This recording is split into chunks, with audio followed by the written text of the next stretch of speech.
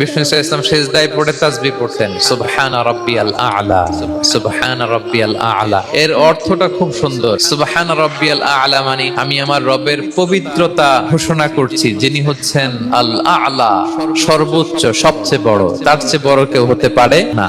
আরবিতে আল আ'লা শব্দের অর্থ হচ্ছে সবচেয়ে উঁচু, সবচেয়ে বড়, সর্বোচ্চ, এটাকে বলে আ'লা।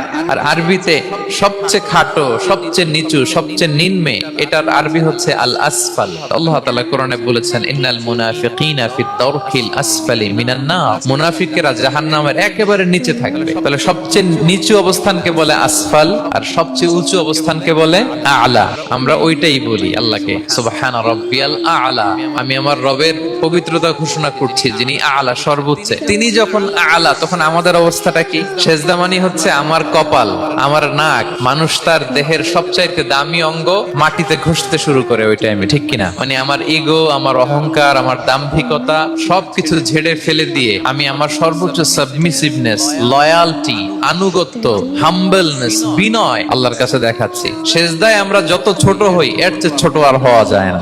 সেজদায় আমরা যতটা বিনয়ী হই, একটা মানুষ এর চেয়ে বিনয়ী আর হতে পারে না। এই তো নামাজ শুরু করলাম, আল্লাহু আকবার, এরপর রুকুতে জাস্ট বো ডাউন আর হেড, মাথা একটু ঝুঁকালাম, আর সেজদায় একেবারে মাথাটারে মাটিতে মিলিয়ে দিলাম। তার মানে আমি চলে গেলাম আসফালে। আসফাল মানে সবচেয়ে নিচে, আর সবচেয়ে নিচে যে আমি ঘোষণা দিলাম সুবহান রাব্বিয়াল আল আ'লা, মানে হে রব, আপনার প্রশংসা, আপনার পবিত্রতা, আপনি আ'লা। আল্লাহ, আমি আর নিজেকে এর চেয়ে তুচ্ছ করতে জানি না, এর চেয়ে ছোট আর করতে পারি না। আমি আমার নিজেকে উজাড় করে দিলাম, সবচেয়ে ছোট, তুচ্ছ, নগণ্য করে আপনার সামনে উপস্থাপন করে আমি ঘোষণা দিচ্ছি সুবহান রাব্বিয়াল আ'লা। পবিত্রতা সেই রবের, যিনি আ'লা, সর্বোচ্চ। সুবহানাল্লাহ পড়েন।